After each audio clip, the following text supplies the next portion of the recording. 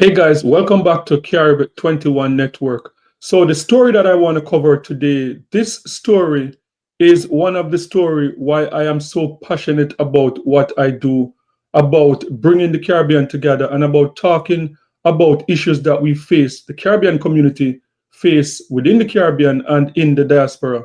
So this story is actually one of the first stories that I covered last year when we got monetized. Last year, September is when the channel got monetized. Last year, September, around this time, we had a little bit over 1,000 subscribers. And this is one of the first stories that I came across that I was really passionate about. And I decided that, look, I want to contribute to this story in terms of getting it out there.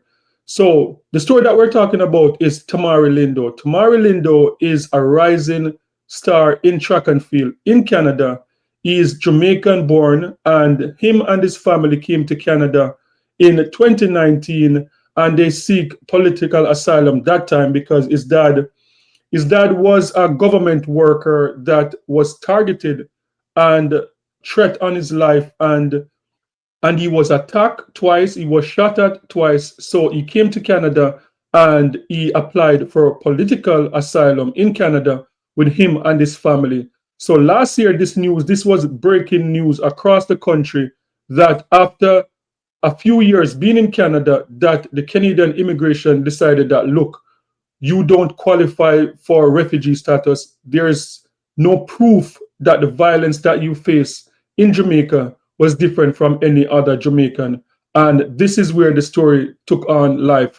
Yes, so that was 1 year ago. And because of the public outcry, not only from Jamaicans living in Canada, but from other Caribbean nationals, from people from different parts of Canada that say, like, look, this is crazy. This is not justice. Canada have one of the best refugee system in the world where a lot of people come to Canada and apply for refugee status as long as they can prove it. And for them to say that even though this man was attacked, even though like there's proof, like his throat was slashed, there's enough proof, and coming to Canada to take away his family from political violence. So there was an upcry in the community, and the immigration official decided that they're going to give them 1 more year. So last week, this was breaking news again on all the channels in Canada. And so let me play what happened, what came up last week out of this story. This is my first ever legit title I ever got. This is what Tamari Lindo calls his contribution to Canada.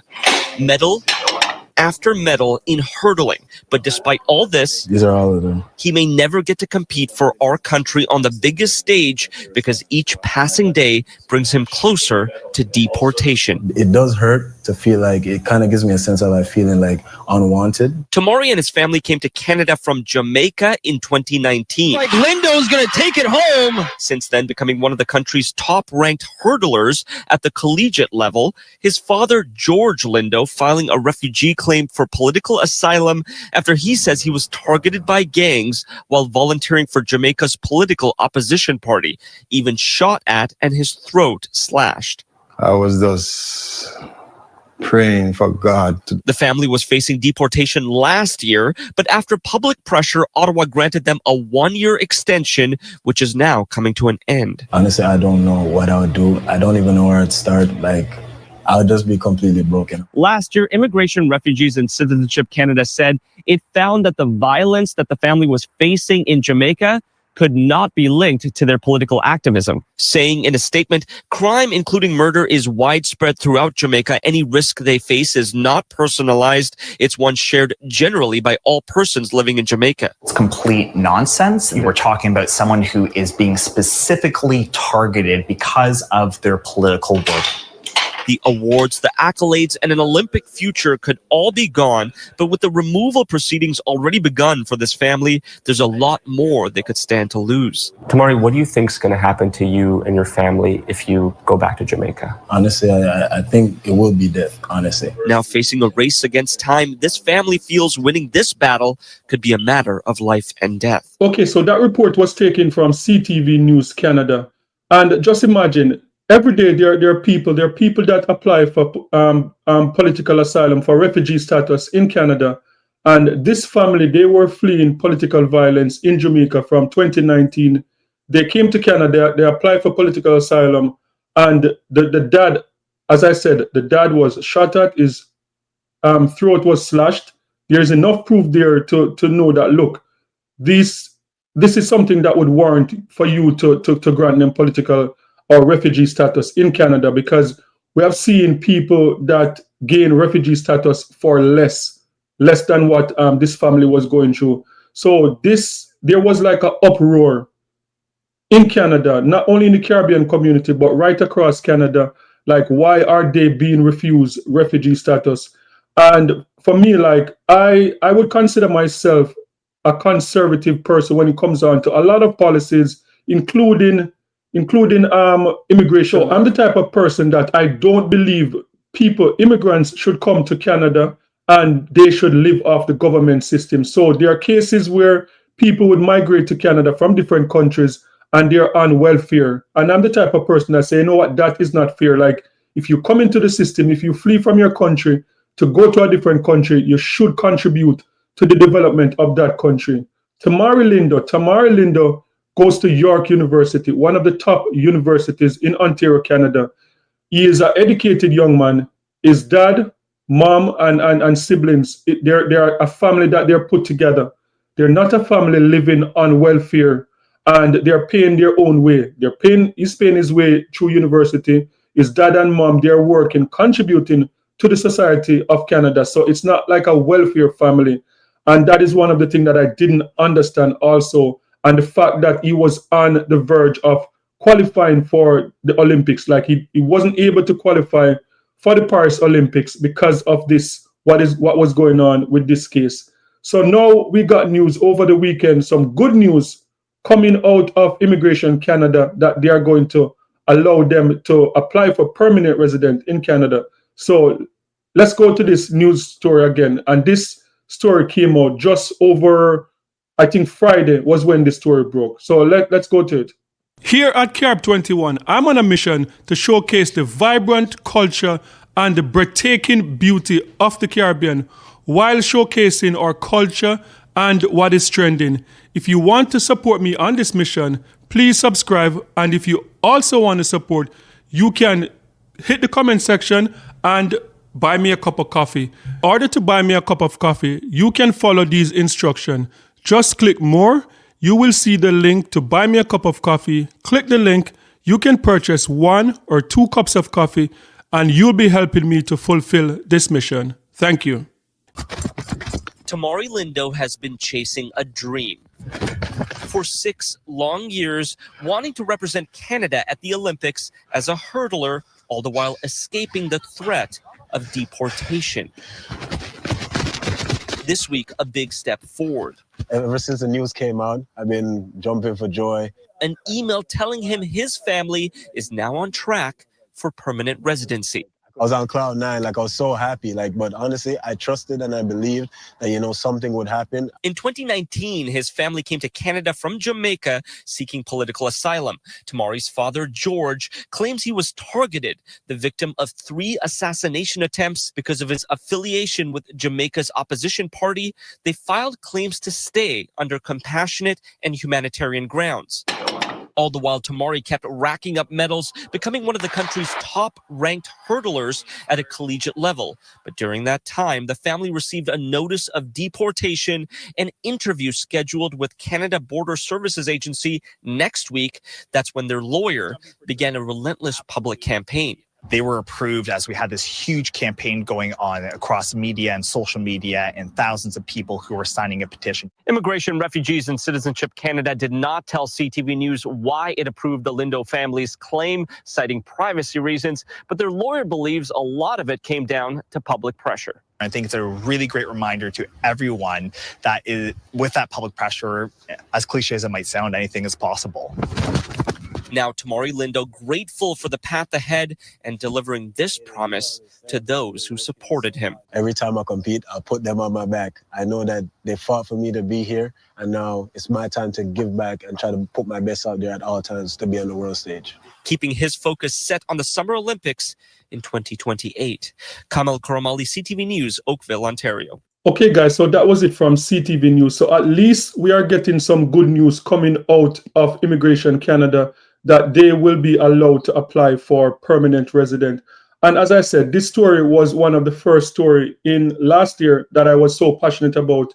And it shows you the power of social media. One of the good things that comes out of social media is that this story went viral last year. It also shows you about community because from the Caribbean, we're all small island nation from within the Caribbean, and we can't do it individually. But it shows you the power that when we come together as a community and the outrage, the petitions that were signed, the calls that were bombarding Canada immigration, and the news headline that came out of Canada, and not just Canada, this was broadcast in America, like all over the world. In Jamaica also, it was on the local news in Jamaica. So it shows you the power of unity, that when we come together, something can be done. And this, as I said, last year, this was one of the stories that I was most passionate about.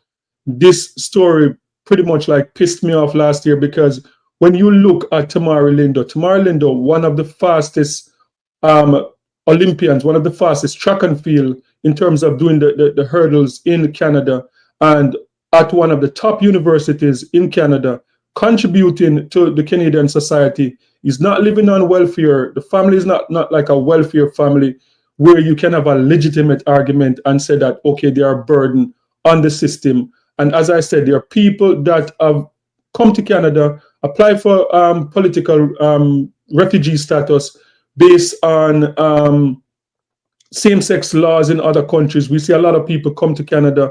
A lot of the refugee status now in Canada is based on LGBTQ rights, and a lot of those people are granted refugee in Canada.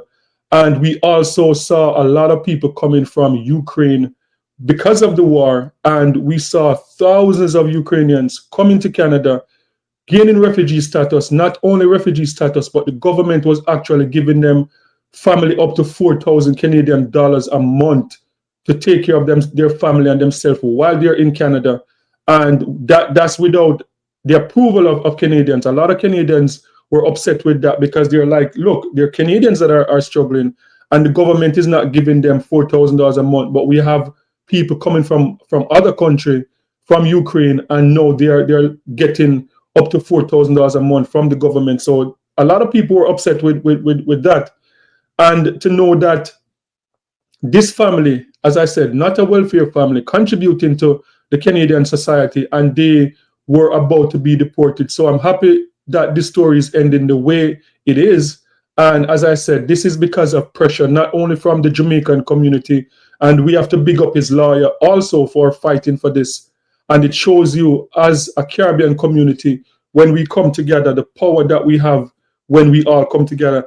And one of the things why this was so, why I took this personal last year, because when you look at the history of Canada, you look at Donovan Bailey, one of the fastest man in the world, over 20 years ago, Jamaican born.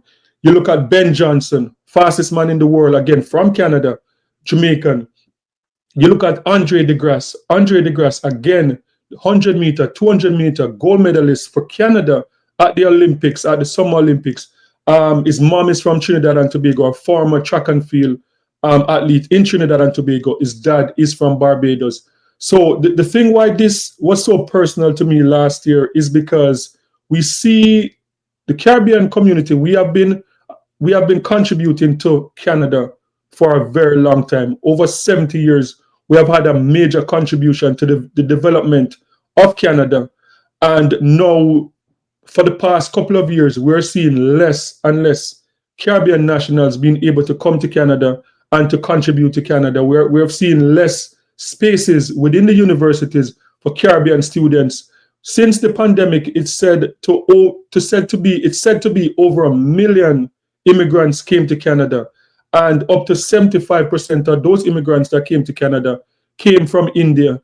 And one of the things, the uproar within Canada in recent times is that, for example, the Caribbean nationals that would normally enjoy coming to Canada, going to some of the top universities, University of Toronto, York University, the spaces for Caribbean nationals in these universities are getting less and less every day because immigration now is taken over by a few people. And Caribbean nationals that were here from day one, from the Windrush movement that happened in the UK, simultaneously, a lot of Caribbean nationals came to Canada to help to build this country. And the fact that a family that was fleeing political violence, that have a lot of proof that the family would be in danger going back to Jamaica, like they were treated this way. So as I said, like I'm happy that the result of this result that just came out Friday was when we got this information that Tamari Lindo received an email from Refugee Canada and Immigration Services that they are allowed now to apply for permanent residence. So they just have to go through the regular procedure that everyone else would go through in terms of police check, medical check, and all of that that they would have to go through to be able to apply for permanent resident. And I believe that this young man, the future is bright because now he can focus on track and field. Just imagine going through all of this stress, knowing that you could be deported. You're training for the Olympics to run for a country that is about to deport you. They're threatening to deport you.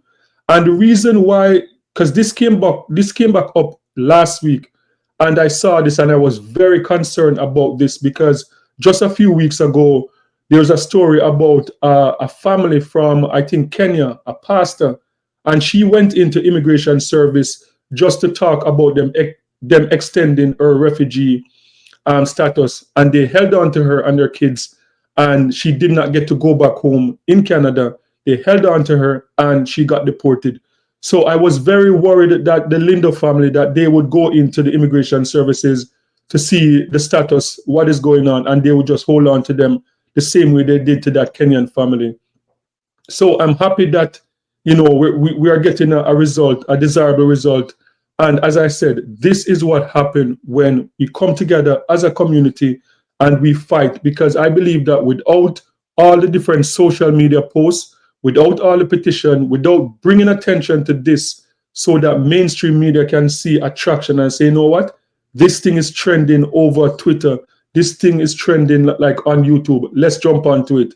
And that, I believe, is why the Lindo family now, they're getting good news. So I'm happy for that. So guys, let me know what you think about this story, whether you're in Canada or you're in the Caribbean, about the Lindo family. And now it seems like they are saved by the bell and that they're going to escape being deported back to Jamaica, where their life could be in danger.